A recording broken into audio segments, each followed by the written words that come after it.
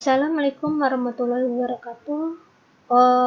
Untuk yang materi ini sebenarnya adalah materi tambahan, karena ada mahasiswa yang tidak paham apa sih hubungannya dengan IRD dengan suatu tabel, lalu bagaimana aplikasinya dari kita bikin desain IRD itu ke dalam suatu tabel. Nah, di sini nanti kita praktekkan untuk pembuatan tabelnya di Microsoft Access. Nah, untuk kita beri contoh, kita bikin IRD-nya.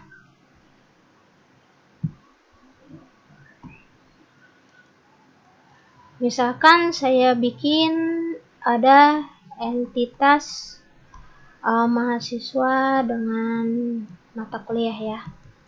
Nah, berarti kita buat dulu entitas mahasiswa dan mata kuliah. Kita bikin IRD-nya terlebih dahulu. Di sini kita bikin entitasnya. Nah, di sini saya masukkan misalnya mahasiswa. Ya, entitas mahasiswa dan entitas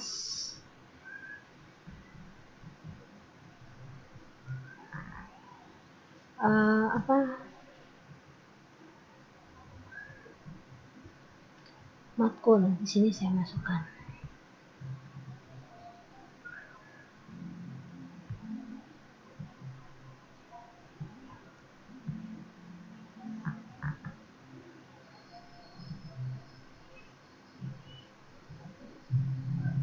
Ya. Maaf. Ya, nah. Jadi saya tulis adalah matkul.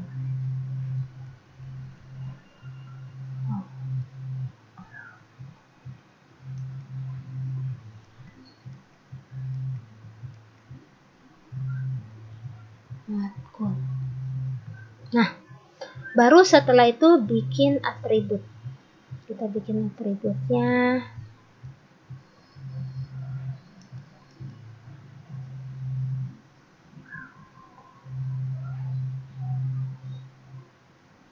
Sini saya tulis npm.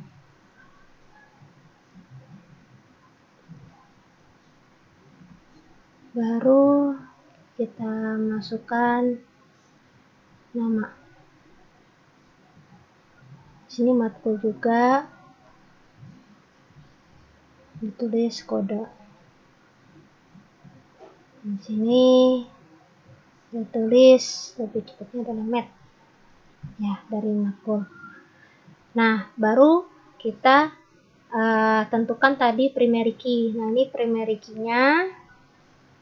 Dan ini juga primary key. Nah, di sini belum ada hubungan atau relationship di antara kedua tabel ini. Makanya untuk membuat suatu relationship, kita harus masukkan dulu secondary key-nya. Yang mana secondary key-nya? Nah, secondary key-nya adalah, kalau kita bilang ini adalah kopian dari primary key. Berarti kita harus masukkan, ini ada npm, kita tulis atribut npm. Lalu sini ada atribut kode. Nah, kita buat atributnya. Dan ini juga dibuat atributnya. Nah, seperti itu. Baru dibuat relationship. Nah, kita masukkan. Dan kita ini. Berarti kita buat. Nah, sini misalnya saya bikin tabel relationship-nya, saya tulis adalah kelas misalnya. Ya, nah ini kita, karena ini ada sudah ada namanya npm, di sini ada npm juga, di sini kode, di sini juga ada kode juga. Berarti di sini kita sudah punya relationship. Ya, relationship karena ini ada secondary key, jadi namanya sama. npm juga ini namanya sama. npm sama npm. Nah, begitu. Nah, sekarang di sini saya coba tambahkan juga. Ini nggak apa-apa, nggak masalah. Kita tambahkan asal secondary key-nya udah kita masukkan. Misalnya di sini saya ambil taruh kelasnya di sini. Saya tulis KLS. Nah, seperti itu. Kalau misalnya kita buat hubungannya, kita bisa bikin seperti ini juga.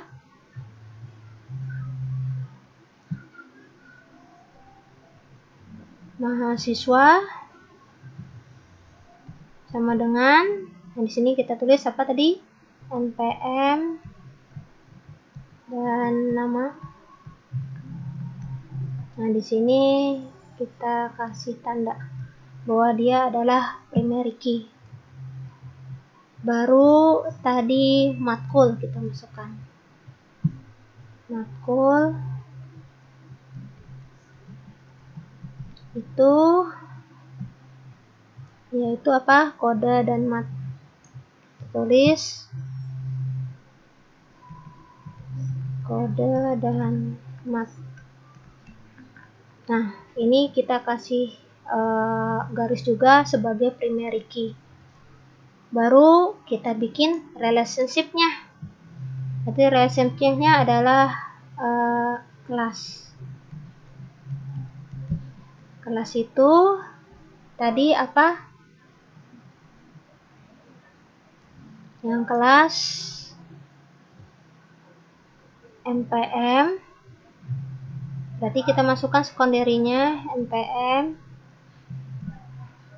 Lalu ada kode.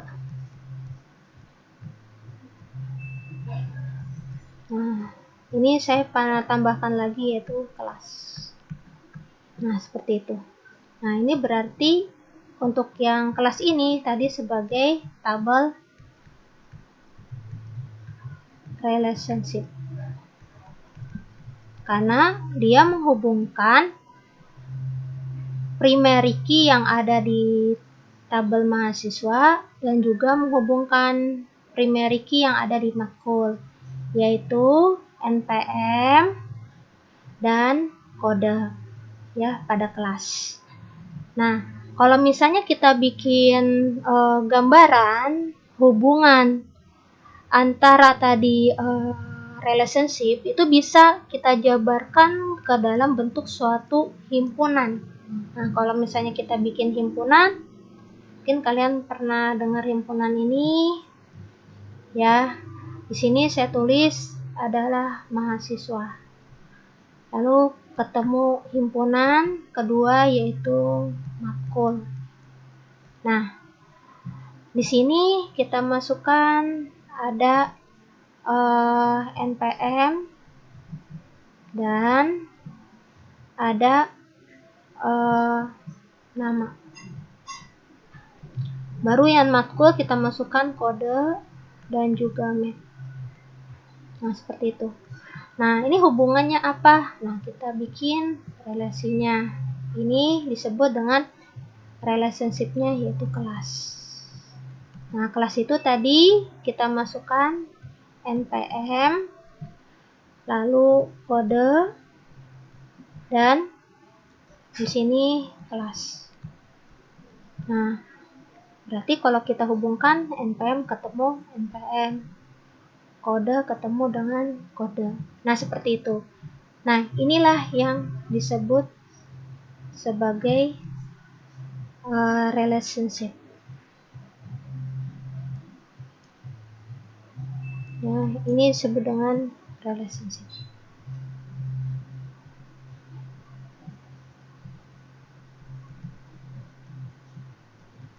Nah, gimana kalau misalnya kita aplikasikan ini ke dalam suatu tabel?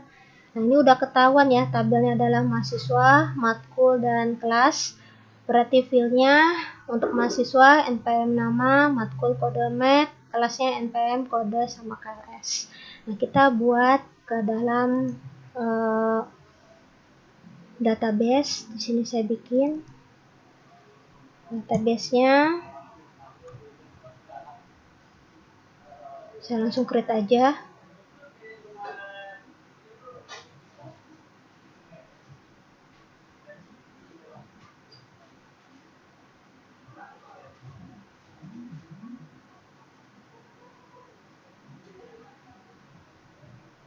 Nah, kita masukkan, kita bikin create table design. Nah, di sini untuk table design ini saya askan terlebih dulu. Table desainnya tadi kita bikin untuk yang mahasiswa, yaitu NPM. Nah, NPM-nya saya masukkan misalnya number. Di sini baru nama.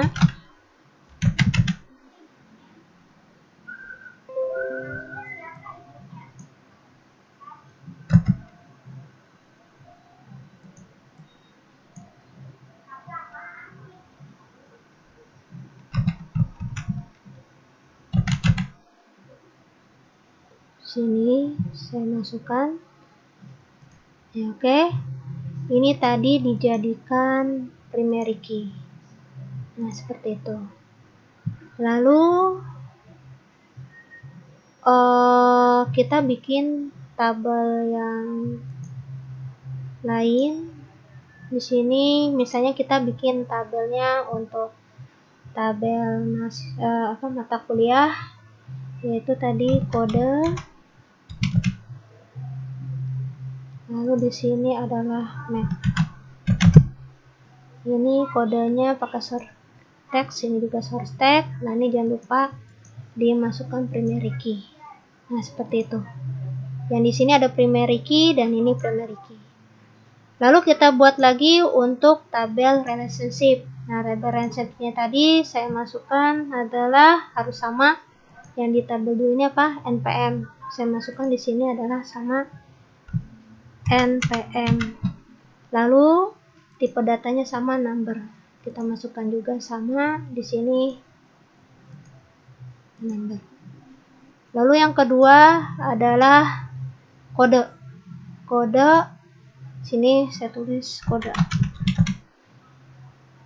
Ya. Nah, sini baru saya masukkan lagi kelas. Saya masukkan kelas, baru saya save di sini.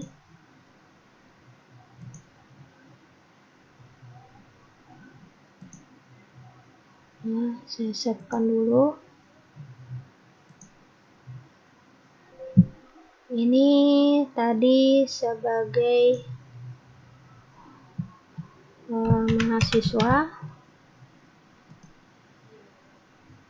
Lalu yang ini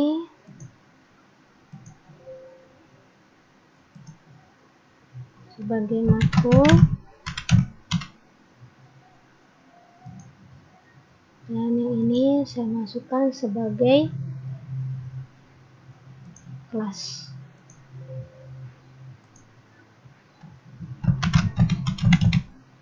Nah, oke. Nah, ini ada tulisan tidak ada primary key. Nah, yang ini saya ingin buat sebagai tabel relationship. Jadi, kita tidak akan masukkan primary key-nya. Ya. Nah, ini saya tulis no karena kita nggak akan buat primary key. Nah, ini sudah jadi. Baru kita bikin namanya relationship. Nah, relationship-nya kita ambil. Ini ada tulisannya relationship. Nah, kita masukkan. Nanti kita buat semuanya.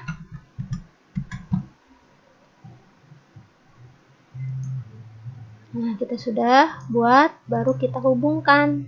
Di sini kita lihat ada kode. Kode ketemu kode.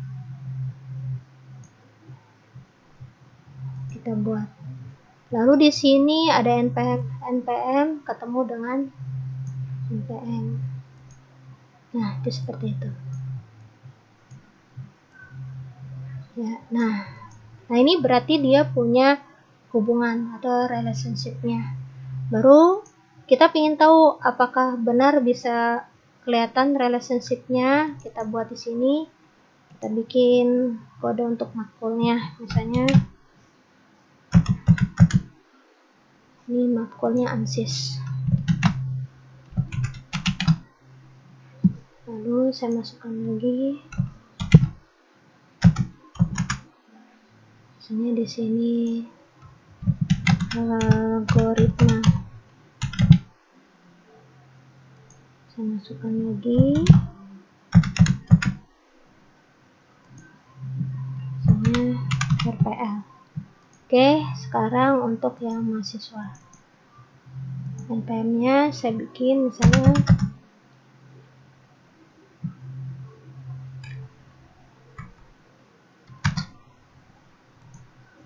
Andri, saya bikin buat. Di sini saya bikin lagi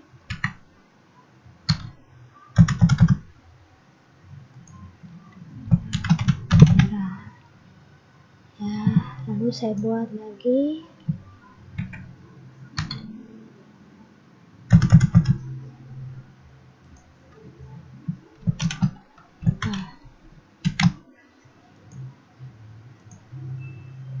Oke, ini saya udah buat. Nah, baru saya masukkan kelasnya. Misalnya kelasnya kita lihat dulu kode-kodenya kita masukkan. Misalnya D213. Untuk kelas ininya misalnya 123. Oke, kita tulis matkulnya D213. Oh, ini NPM-nya 123, kodenya D213. Ya, kita lihat kode matkulnya 213. Misalnya saya ambil kelasnya adalah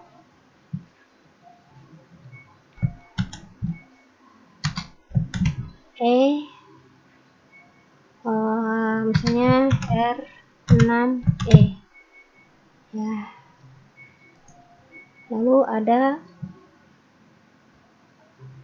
misalnya di sini saya ambil juga NPM-nya 123, tapi di matkulnya beda. Misalnya E321.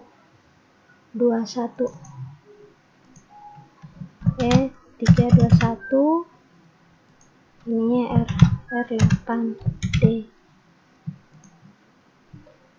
Terus di sini saya masukin lagi mahasiswanya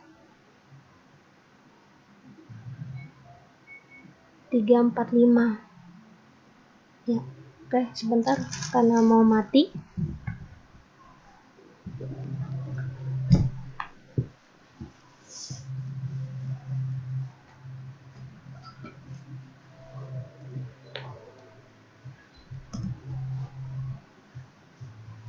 Oke, di sini kita masukkan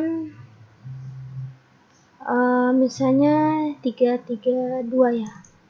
Misalnya 332. Untuk yang D213. Ini kelasnya misalnya saya ambil D. Oke, nah seperti itu. Ya, ini sudah kita buat. Ya, kelasnya juga saya udah nyamakan. Nah, baru mana hubungannya kalau kita pakai fungsi dari relationship gitu. Jadi fungsi relationship-nya adalah waktu saat kita bikin query-nya. Nah, waktu saat kita bikin query-nya kan kita bisa memfilter yang mana yang ingin kita tampilkan sebagai laporan untuk database-nya. Nah, di sini kita lihat lagi untuk kita buat query-nya.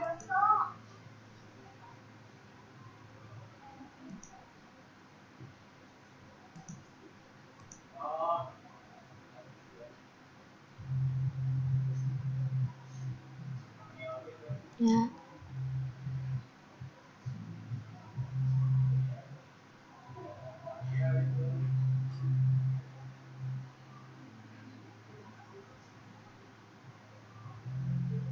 Nah, di sini kita ambil sebagai kita cek dulu. Oke, maaf. Kan di sini ya, query-nya ada di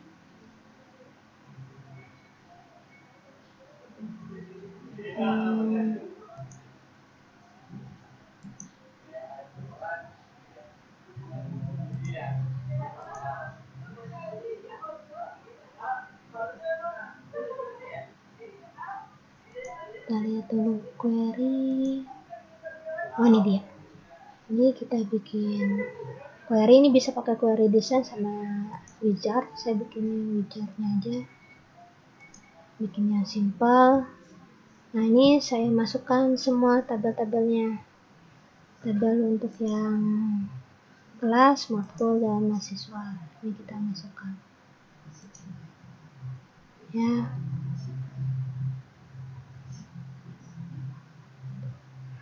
Tabelnya.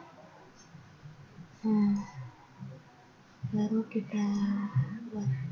Nah, ini dia. Nah, kita waktu saat kita masukkan tadi yang kelas yang ini, nah ini saya rubah dulu. Oh ya, saya bikin dulu yang lain. Kalau ini sama,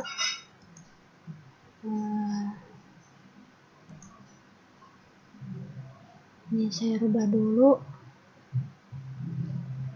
Misalnya ini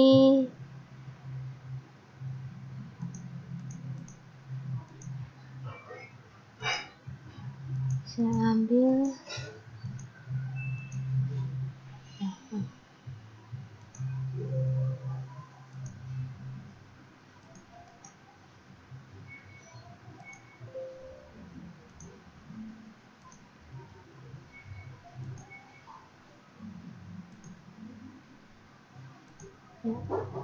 saya buat dulu lagi. Di sini kita ambil tadi apa, misalnya nama mahasiswanya saya ambil dari ini, nama. Lalu untuk yang matkul saya ambil matnya. Lalu untuk yang kelas saya ambil yang kelasnya saja. Oke, nah ini yang ingin tampilkan ke dalam report. Oke, finish. Nah, di sini kita lihat Andri, Asis, dan R61. Kita lihat di sini ada. Berarti kita lihat yang E321 matkul 321.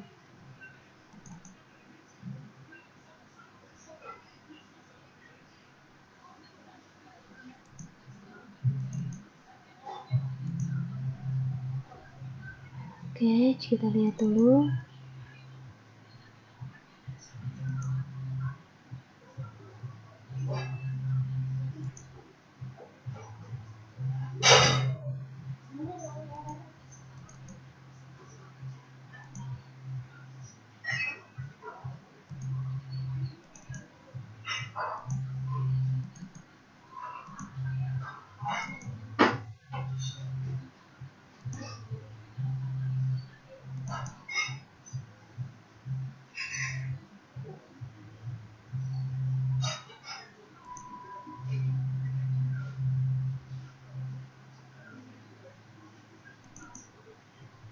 Tiga, dua, satu. Kita lihat ya, benar tadi ya.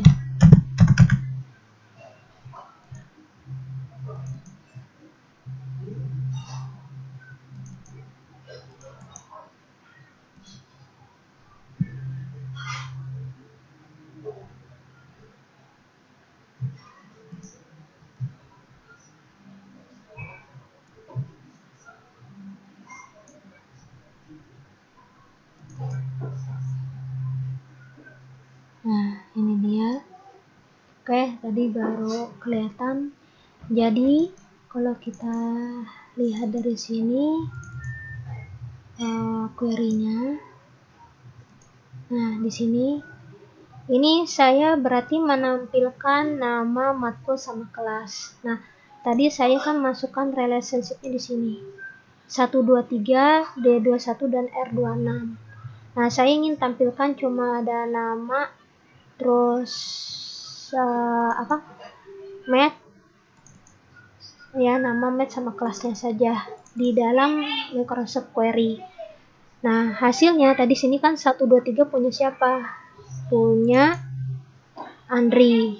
Yang matkul misalnya tadi D213 itu punya siapa? Berarti yang Ansis. Berarti ini keluar Andri dan Ansis. Nah, seperti itu.